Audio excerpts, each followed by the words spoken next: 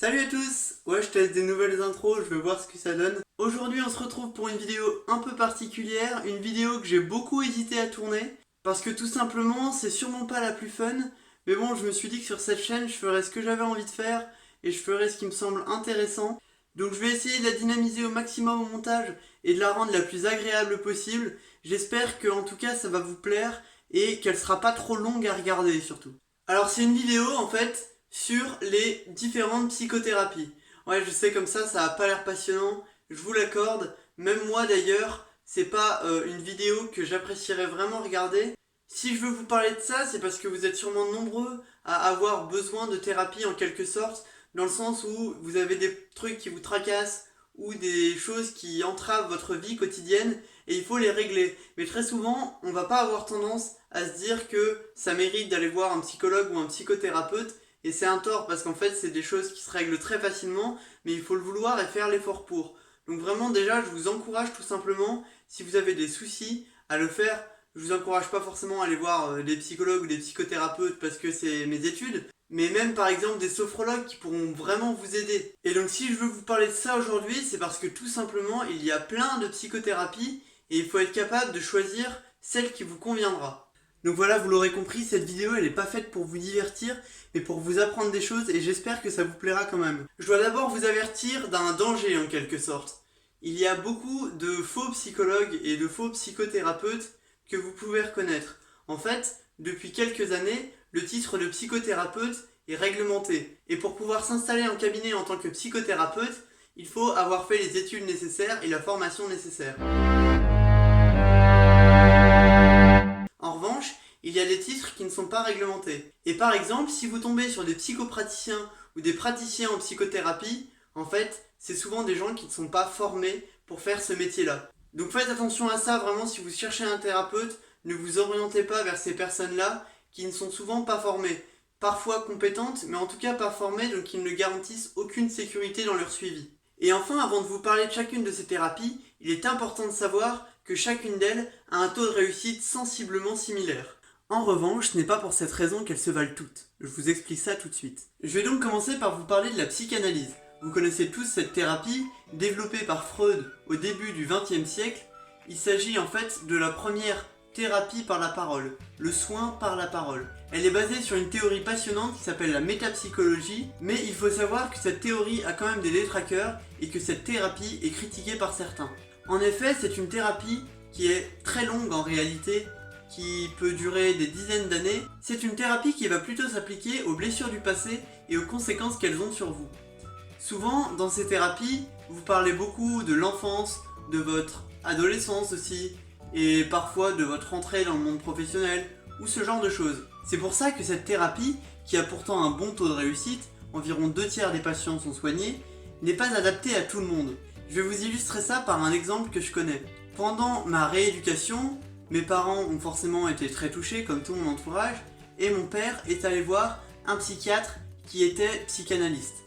Le problème, c'est que c'est vraiment le type de thérapie qui ne convient pas du tout à mon père. Ça n'intéresse vraiment pas de parler du passé, de son enfance, et surtout, il déteste le fait de devoir se confier et balancer des choses sur sa vie personnelle. Ça l'intéresse pas du tout et ça lui fait même peur. C'est une thérapie qui ne peut pas fonctionner avec lui parce que tout simplement il n'y est pas du tout réceptif. Il aurait pu par exemple faire une autre thérapie qui aurait peut-être mieux fonctionné, mais là en l'occurrence il a fait 3 séances et il a arrêté parce que ce n'était pas fait pour lui. La deuxième dont je vais vous parler, je la trouve particulièrement intéressante. Elle s'appelle la TCC, thérapie cognitivo-comportementale. C'est une thérapie particulièrement intéressante parce qu'elle s'adapte facilement à différents types de troubles. En fait, c'est une thérapie assez courte et surtout très ciblée. Par exemple, c'est une thérapie qui va assez souvent traiter les TOC ou les phobies. Vous entendez le mot cognitif dans le nom de cette thérapie. Tout simplement parce qu'elle va s'intéresser aux processus mentaux, donc cognitifs, qui vont engendrer vos comportements et vos émotions. Vous allez donc travailler sur ces processus mentaux afin de mieux gérer tout votre bagage émotionnel. C'est une thérapie assez concrète puisqu'elle va souvent consister en une simple confrontation avec vos peurs ou avec l'objet de votre trouble obsessionnel compulsif.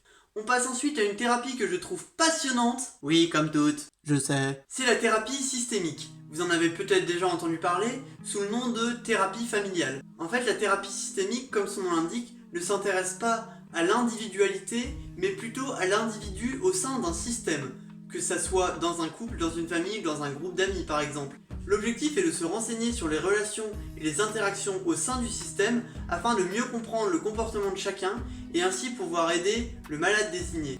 Le malade désigné, c'est comme ça qu'est appelé le patient qui est la raison de cette consultation.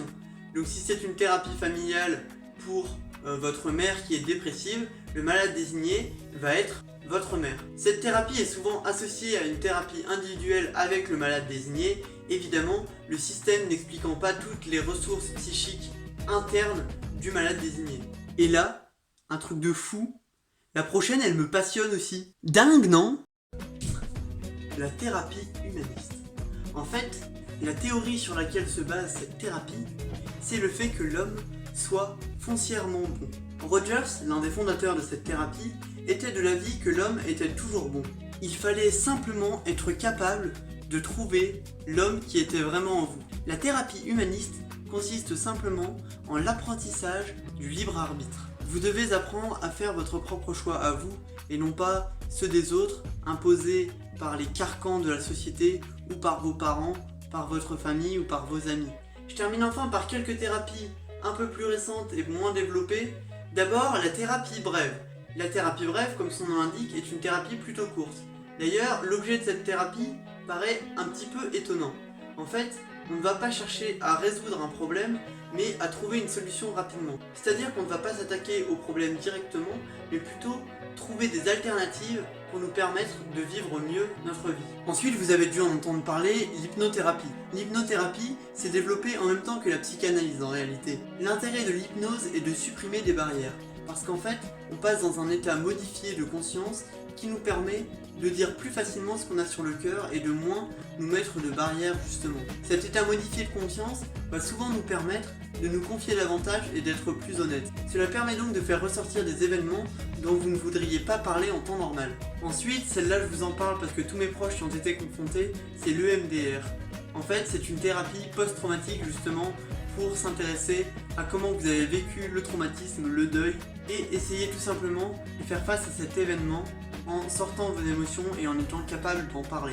Enfin, je termine par toutes les médiations, vous en avez sûrement déjà entendu parler, la danse-thérapie, l'art-thérapie, la musicothérapie, l'équithérapie, la zoothérapie, même la méditation ou la sophrologie font partie de ce qu'on appelle les médiations. C'est-à-dire que ce n'est pas des thérapies psychologiques en tant que telles, mais ce sont parfois des thérapies qui vont aider les patients bien mieux qu'une thérapie psychologique classique, on va dire. On a tendance à les oublier alors qu'elles apportent souvent un vrai bien-être au patient en plus du soin qui lui est proposé. Voilà, je voulais faire cette vidéo qui me tenait vraiment à cœur. Tant pis pour les vues, tant pis pour le watch time. Juste, c'est des choses qui m'intéressent et je me suis dit que je ferais ce que je veux sur ma chaîne et ce qui m'intéresse. Donc si ça vous a intéressé, tant mieux. Et j'espère que ça vous a aidé à vous convaincre qu'il faut parler et qu'il faut vous faire aider si jamais vous en avez besoin. Vraiment, c'est très important. Ne restez jamais seul face à vos problèmes. Voilà, donc cette vidéo est terminée maintenant. Donc prenez soin de vous, prenez soin de vos proches et profitez de la vie.